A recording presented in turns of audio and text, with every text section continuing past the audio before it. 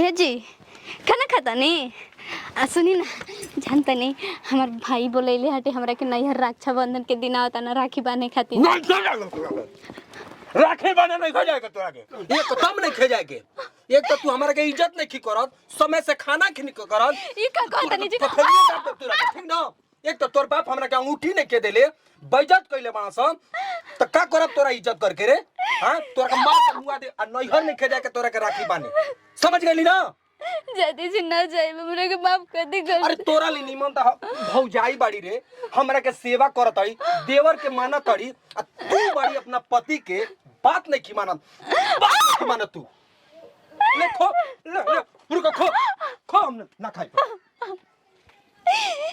भगवान अरे इतना ससुराल लंगटा होई हम ना सोचले रहने कबो जीवन में भी का भगवान हर केहू के परिवार दा तो बढ़िया परिवार दा अकेले तेरी ना अरे इतनी चीज का दिन ससुराल में लोग मारे पीटे लागत हटे जी आदमी सोचेला खुशी में रहो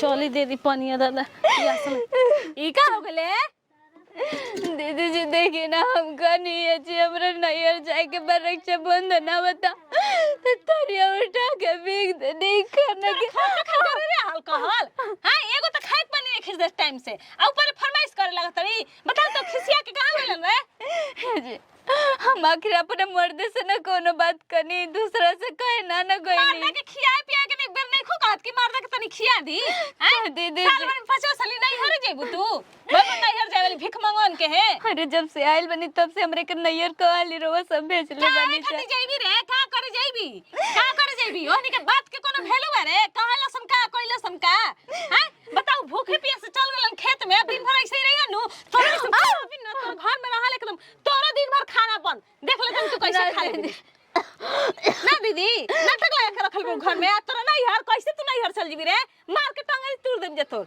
जा तू कैसे नहीं हर जालू बाबूजी के जन कहवा बोलन हमर दीदी कहां जाएगा बा याद पड़ता हमर दीदी बाबू आगल बाबूजी हाँ। इतना देरी काहे भइल हो अरे का करब ए गरीबी में के करा के चिन्हे वाला बा जानलो हाँ, के होले मान लो कि पैंचा काट के देखलिए नहीं है दीदी के ला दे दिया साड़ी आ जा तू दीदी गांव राखी बनवा ली हो अतना जीवा जा हम मौका पाके जाइब हमरा के टाइम नहीं है ठीक ना हां ठीक बा आ बढ़िया से जई हो हां ठीक बा ठीक बा दीदी के खुश रह आ दीदी पूछी तो कह दिया कि पापा ठीक बा टाइम ना लागल हो ना आइल हम ठीक बा का ता ना घर अगर में कंजास हो जाता दादा दीदी अरे बड़ के दीदी अरे कौन लागत हट का हो गल दीदी का कर तू जाइले रे बहिन ले राखी बनवाइले बहिन ले राखी बनवाए मुंह देखा तो बहिन ले राखी बनवावे ले ह चल निकल घर में से बाहर निकल हट आइले भिखारी जैसन भीख मांगे जैसन आ तो आ घर में राखी बनवावे जाए तो दीदिया हम भीख मांगा भर से देवाई लेकिन आज भर हम बहिन ले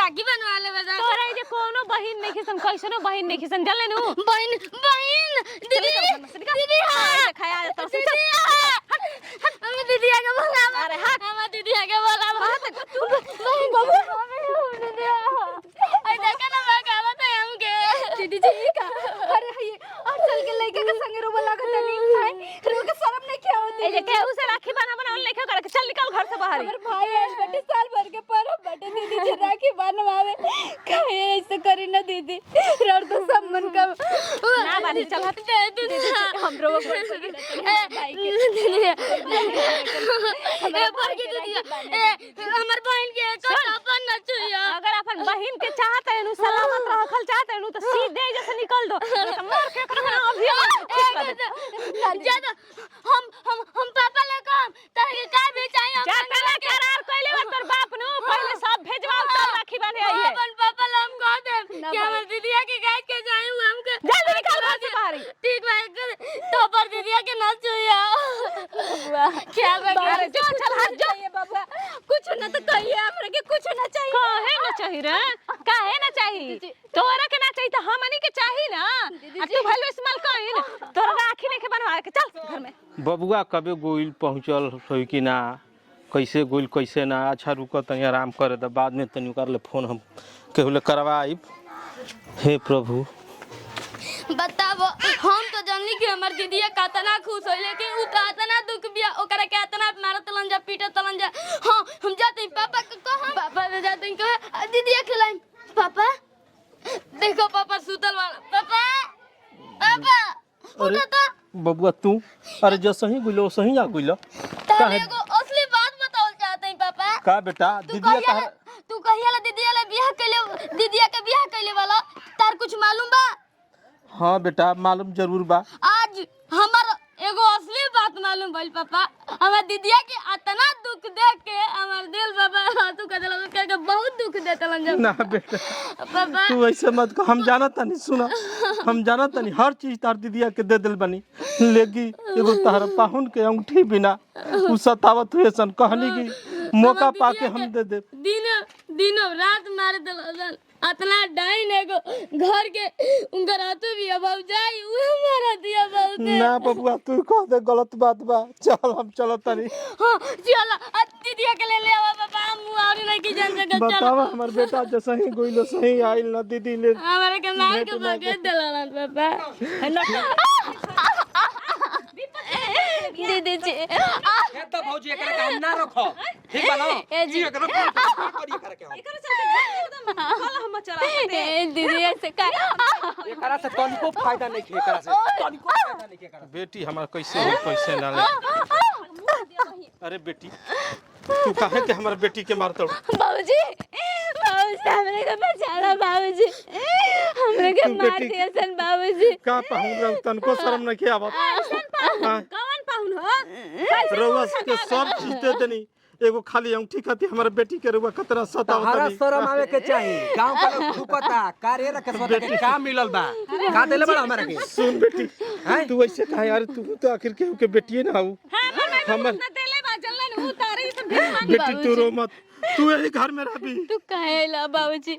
हम तो कल रहनी हमरा के कुछ ना चाहिए, मर जाई बोले। अरे तू ये घर में मर भी हमारा देख जाई रे, लइका आई रहे राखी बनवावे, ई राखी ना बन दिहलिया। चलो चलो आई जा आराम से हमर दीदिया के मारे तलन जा। हमर पापा अकेले गोइल वाला नुंगरो के जन मार दिन जा। अरे हम लोग आ गया है ना, तुम टेंशन मत लो, हम लोग सुधार देगा सबको। कहाँ है रे? बात ना रहे तो बियाह के कहले अपना बेटी के बोल। ना देख दीदी ऐसे गरीब में रउआ सब तुम कुछ ना दे पाउनी। जाले देवा ना तारे घर बाबूजी जल्ला किरा। अरे कहां रे? अरे ऐसे गोड़ पर ना बाबूजी तू गोड़ पे काहे गिरत बा? तुम लोग लड़की को क्या कर रहे हैं? लड़की को सता रहा है तुम लोग? बोल लड़का ये बोल रहा है कि पुलिस के बुला ले। दहेज खाती है। ये डंडा कहाँ के लिए लिया? लड़की क्या के लिए रे? क्या के लिए रे? काहे बात करते रे? देखी जा मारी जा जिन छोड़ दी जा। क्या बात है बताओ सच सच। रउआ के अंगूठी चाहिए ना, हेमल दी अंगूठी रउआ और चीज मौजूद हम कइले बानी, लेकिन हमारा बेटी के मत सताई जा। ले बेटी अरे बाबूजी सब देला के का जरूरत इन लोग को कुछ नहीं दियाएगा। सुन बेटी उतना मत भूलवाते हमारा के। इसको हमार थाने में ले चलो बांध के। लइका ही रहे राखी बनवावे ना बनवावे देहलू बगे देहलू। अरे तरह अरे नहीं माइटर क्या है, सच सच बताओ, हम लोग क्या समझते हैं तुम लोग? कुछ नहीं साहब, कुछ नहीं है, सब सरकार के मामला में सर सरकार देखिए ये लड़का बोल रहा है कि हमारे दीदी को मार रहा है, पिताजी अकेले गए हैं, क्या हम लोग बुड़बक है? बाबू का बोला? हमार दीदिया के काहे खातिर मार देला जा? पापा तू चुप हो जा, ऐसे कुछ नहीं के बात। तुम सच सच बताओ। कुछ बताओ तनी सब। एगो अंगूठी के पाछा हमारा बेटी के सतावत रहन जा, हमार लइका रे राखी बनवावे ना बनवावे चलन जा। क्या लड़की सच है? हाँ सर बात सच है। हमरे के रोज अरे तेरे को मालूम नहीं है? ए सर जी छोड़ नहीं है के तुमको? काहे ले जतन जा? दहेज देना पास है? अरे सर जी के नाम मुंह से तू कहतारी साहब अब नहीं ना गलती होगा। चल तुम जे खाना पाएगा तो कहे दीदी आज पूछा था ऐसा करिए कि मेरा बहन इस घर में भी रह जाए और नहीं तो इसको आज के बाद सुधर जाओ। छोड़ दीजिए सर, जाए दीजिए, छोड़ दीजिए। इन लोगों का डर के जेल में मत लेके जाइए। लेकिन आज के बाद देखो लड़की के चलते हम लोग छोड़ देते हैं। मारेंगे ना, तुमको बचा लिया, नहीं तो इतना मारेंगे ना। जहाँ जाओ तहाँ साला पैसे के लिए मरता है सब चल लोग। इसके ऊपर पे हमारा के खाली दहेज दहेज दहेज मन करता है कि नहीं दहेज। बेटी आज के बाद ऐ तेरे ना पिता जैसा बाबूजी, सामान है ना, हमरे के ऐसे कुछ ना मुर्गा चाहिए। मुर्गा बोलता है। सताया जाएगा तब तुम लोग को क्या लगेगा? माफ कर दिया ससुर जी, सुने में तुम भी ज्यादा बोलती है हाँ मारने की दौड़ती है इसके लिए ना करम जाए इसलिए तुम भी हमरा के माफ कर दो ई का करतनी रोजे उठो आराम हमरा से गलती हो गई मेरा के गोड़ पर गिरते हो शर्म नहीं लगता है भाई अब बहन के अरमान बहुत होला लिया के अपन भाई के राखी बांध दे पगली हाँ बाबूजी हम बाबा के राखी ऐसा काम नहीं करना कभी नहीं साहब ऐसा कोई काम नहीं सब मिलजुल के परिवार चलाना चाहिए हाँ साहब, हाँ। पैसा आएगा पैसा चला जाएगा फिर साहब चलो चलते हैं ठीक है आज के बाद जब अगर गड़बड़ करेगा तुम फोन करना हमके पास ठीक बस चलो चलते हैं चलो खाना खा ली चल आइए